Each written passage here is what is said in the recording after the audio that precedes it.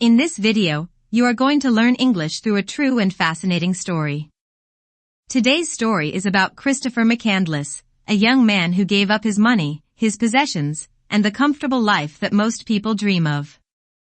Instead, he chose to travel alone across America in search of freedom, adventure, and a deeper meaning of life.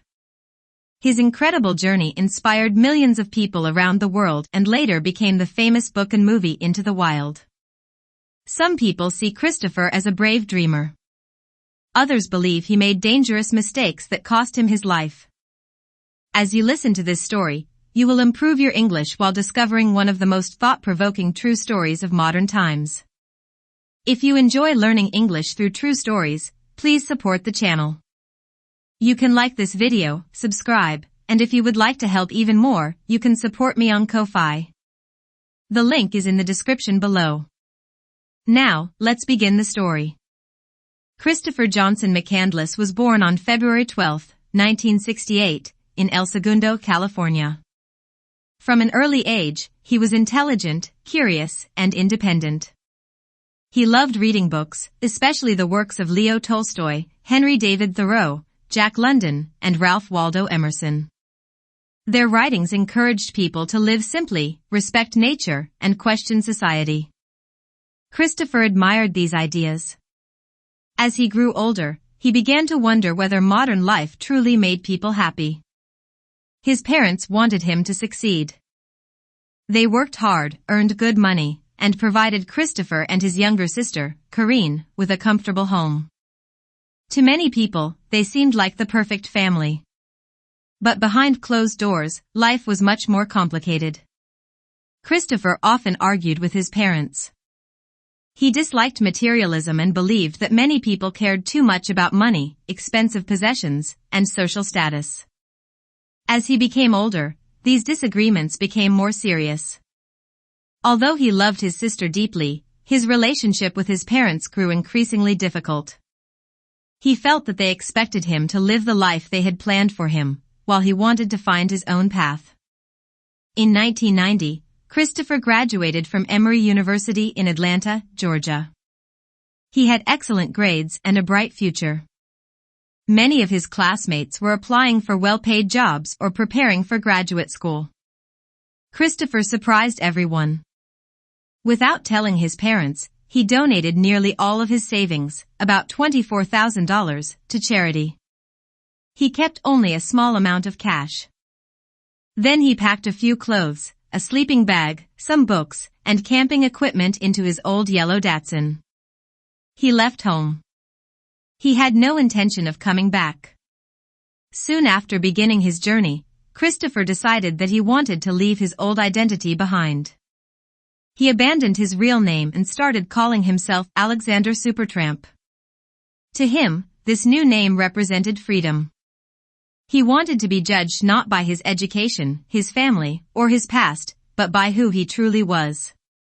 For the next 2 years, Christopher traveled across the United States. He hitchhiked with strangers. He worked temporary jobs whenever he needed money. He slept in tents, abandoned buildings, and sometimes under the stars. Along the way, he met dozens of people. Some became close friends. Others only spent a few hours with him. Yet almost everyone remembered him. They described him as intelligent, kind, idealistic, and surprisingly confident for someone so young. He loved long conversations about philosophy, literature, and the meaning of life.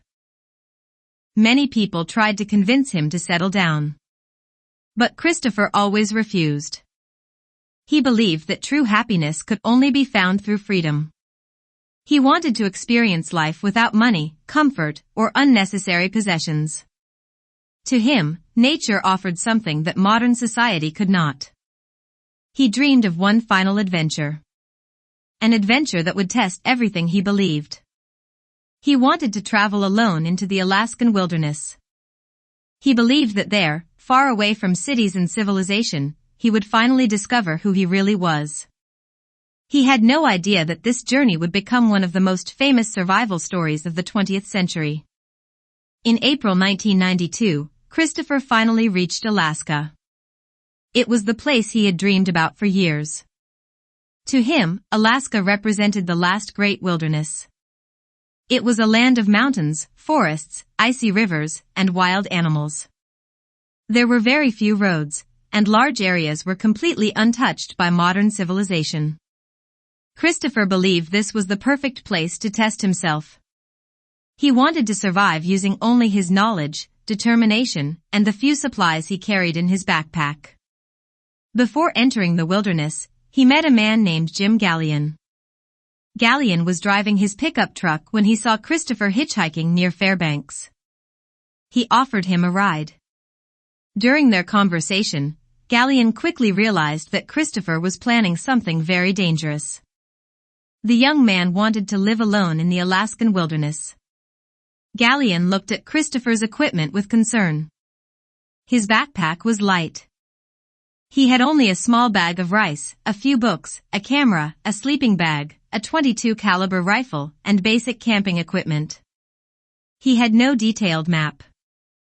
He carried very little food. And he had almost no experience surviving alone in the Alaskan backcountry. Gallion tried to change his mind. "You aren't carrying enough food," he warned. "You need better equipment. You should wait until you're prepared." Christopher listened politely. Then he smiled. "I'll be fine," he replied. Gallion admired the young man's confidence, but he also felt uneasy. Before Christopher left the truck, Gallion insisted on giving him a pair of rubber boots and some extra food. Christopher accepted the gifts with gratitude. Then he shook Gallion's hand. The two men never saw each other again. On April 28, 1992, Christopher crossed the Stampede Trail and entered the wilderness. He felt excited. For the first time in his life, he believed he was completely free. There were no cities. No traffic. No telephones. No schedules. Only endless forests, snow-covered mountains, and silence. Several days later, Christopher discovered an abandoned bus. It was an old Fairbanks City Transit bus, number 142. Years earlier, workers had used it as a shelter while building roads. Now it stood alone in the middle of the wilderness. Christopher decided to make it his home. The bus protected him from the wind and rain. Inside, he found old beds, a stove, and a few useful supplies left behind by hunters. He wrote in his journal that he had found the perfect place. For a while, everything seemed to be going well. Christopher hunted squirrels, birds, and rabbits. He collected edible plants. He read books by the light of the midnight sun. He wrote about his thoughts and dreams. He took photographs of the beautiful landscape around him. He looked happy. He smiled at the camera. He believed he had finally found the life he had always wanted.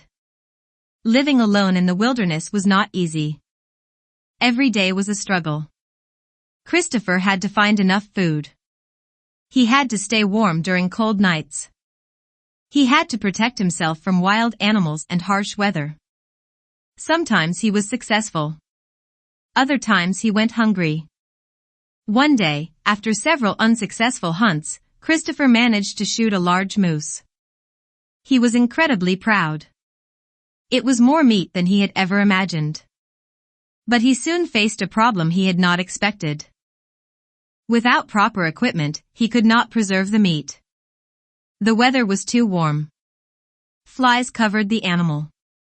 Within days, most of the meat had spoiled. Christopher felt devastated. He wrote sadly in his journal that he had wasted a precious gift from nature. It was one of the biggest mistakes of his journey. As the weeks passed, food became harder to find. Christopher lost weight. His clothes became loose. He grew weaker. Yet he continued writing in his journal. Despite the difficulties, he still believed his journey had meaning. He often thought about the books that had inspired him. He remembered the words of Thoreau and Tolstoy. He wondered whether true freedom required complete solitude.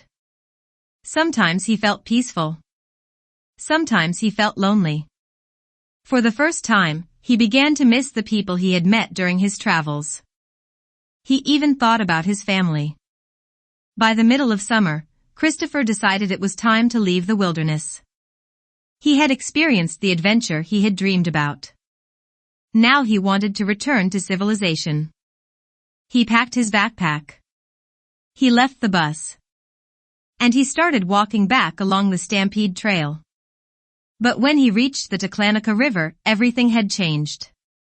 When he had crossed it in April, the river had been shallow. Now, after weeks of snowmelt, it had become a fast, powerful torrent. The water rushed violently between the rocks. Christopher searched for a safe place to cross. There wasn't one. He stepped into the river. Within seconds, the strong current nearly swept him away. Realizing that crossing would be impossible, he turned back. The wilderness that had welcomed him only a few months earlier had suddenly become a prison. He returned to the abandoned bus. He believed that if he waited long enough, the water level would fall. He had no idea that this decision would determine the rest of his life. Christopher hoped that the river would soon become safe to cross. He waited. One day passed. Then another. But the water remained fast and dangerous. He realized that he was trapped. The wilderness that had once given him a sense of freedom now surrounded him like a prison. He had no way to leave. At first, Christopher tried to remain optimistic. He continued hunting small animals whenever he could. He searched for edible roots, berries, and wild plants. But food became increasingly difficult to find. Summer was coming to an end. The days were becoming shorter. The nights were growing colder. Every week, Christopher became thinner. His energy slowly disappeared. Simple tasks that had once seemed easy now required great effort. Even walking a short distance left him exhausted. Christopher continued writing in his journal. At first, his entries were long and detailed. He described the beauty of the mountains. He wrote about the birds he saw and the animals he hunted. He reflected on the books he had read and the life he had left behind. But as time passed, his journal entries became shorter. Sometimes he wrote only a single sentence. His handwriting became weaker. It was clear that he was running out of strength. Despite his difficult situation, Christopher never completely lost hope. Every morning, he woke up believing that he might find enough food to survive another day. He continued to fight. He refused to give up. But nature is unforgiving. It does not care about dreams or good intentions. It follows its own rules. Christopher had entered the wilderness believing that determination alone would be enough. Now he was learning that courage could not replace experience. As the days passed, Christopher spent more and more time thinking about the people he had met during his journey. He remembered Wayne Westerberg, who had given him work and treated him like family. He remembered Jan Burrs, who had welcomed him with kindness. He remembered Ron Franz, the elderly man who had grown so fond of Christopher that he had even asked to adopt him as a grandson. Christopher had politely refused. At the time, he believed he needed complete independence. Now, alone in the silence of Alaska, those memories meant more than ever. For years, Christopher had believed that happiness could be found in solitude. He admired writers like Henry David Thoreau and Jack London, who celebrated life in nature. He wanted to prove that a person could live without society. Without money. Without possessions. Without other people. But something inside him had begun to change. The longer he remained alone, the more he understood how important human relationships truly are. One day, Christopher opened one of his books and wrote a short note in the margin. The sentence would later become famous around the world. Happiness is only real when shared. It was a simple sentence. But it revealed a profound change in the way he saw life. Christopher had spent 2 years searching for freedom. Now he realized that freedom alone was not enough. The greatest moments in life become meaningful when we can share them with someone else. As autumn approached, Christopher's condition became critical. He was extremely thin. His body had almost no fat left. He was too weak to hunt successfully. He spent most of his time resting inside the abandoned bus. Still, he continued writing. He wanted someone to know what had happened to him. He wanted his story to survive, even if he did not. One of his final journal entries reflected gratitude rather than fear. Christopher thanked life for the experiences he had enjoyed. He wrote about the beauty of nature. He wrote about the joy he had found during his journey. Although he knew he might not survive, he did not express hatred or anger. Instead, he accepted his situation with remarkable calm. He even smiled in one of the last photographs he took of himself. In the picture, he is standing outside the bus, holding a handwritten note. He looks thin. His beard has grown long. Yet his smile is peaceful. It is one of the most famous photographs ever taken by a traveler. On the note, he wrote that he had lived a happy life. He thanked God. He said goodbye to everyone. And he wished happiness for all people. It was a touching farewell from a young man who had spent years searching for meaning. Sometime around August 18, 1992, Christopher McCandless died alone inside bus 142. He was only 24 years old. No one knows exactly what his final thoughts were. No one knows whether he hoped someone would find him in time. The Alaskan wilderness kept its silence. For more than 2 weeks, no one knew what had happened. Christopher's journey had come to an end. But his story was only beginning. On September 6, 1992, 6 hunters arrived in the area near the abandoned bus. They noticed something unusual. A handwritten note was attached to the door. It read, SOS. I need your help. I am injured, near death, and too weak to hike out of here. The men immediately entered the bus. Inside, they found Christopher McCandless. Sadly, he had already been dead for several weeks. The wilderness that had become his home had also become the place where his journey ended. The hunters contacted the Alaska State Troopers, who soon arrived to investigate. Christopher's camera, journal, and personal belongings were carefully collected. These items would later help people understand the final months of his life. News of Christopher's death spread slowly at first. His family had not known where he was for more than 2 years. When the police finally identified him, they contacted his parents. The news was devastating. Although Christopher had chosen to leave his old life behind, he had never stopped being their son. His younger sister, Corinne, later wrote that she had always loved her brother deeply and never stopped hoping that he would come home. His death left a pain that would remain with the family for the rest of their lives. In 1993, journalist Jon Krakauer wrote a detailed article about Christopher's journey for Outside magazine. The story attracted enormous attention. Readers were fascinated by the young man who had abandoned modern society to live alone in the Alaskan wilderness. Many wanted to know more. 3 years later, Krakauer expanded the story into a book titled Into the Wild. The book became an international bestseller. It has been translated into many languages and has inspired millions of readers around the world. In 2007, Into the Wild was made into a feature film directed by Sean Penn. The movie introduced Christopher McCandless to an even larger audience. Its breathtaking landscapes, emotional storytelling, and unforgettable soundtrack touched millions of viewers. For many people, the film became much more than an adventure story. It became a story about freedom, dreams, family, and the search for meaning. Even today, people continue to debate Christopher's decisions. Some believe he was brave. They admire his courage, his independence, and his willingness to leave behind a comfortable life in order to follow his beliefs. Others think he underestimated the dangers of the wilderness. They argue that he lacked the experience and preparation needed to survive in such a harsh environment. Both opinions have valid arguments. Christopher's story is not simple. That may be one reason why it continues to fascinate people more than 30 years later.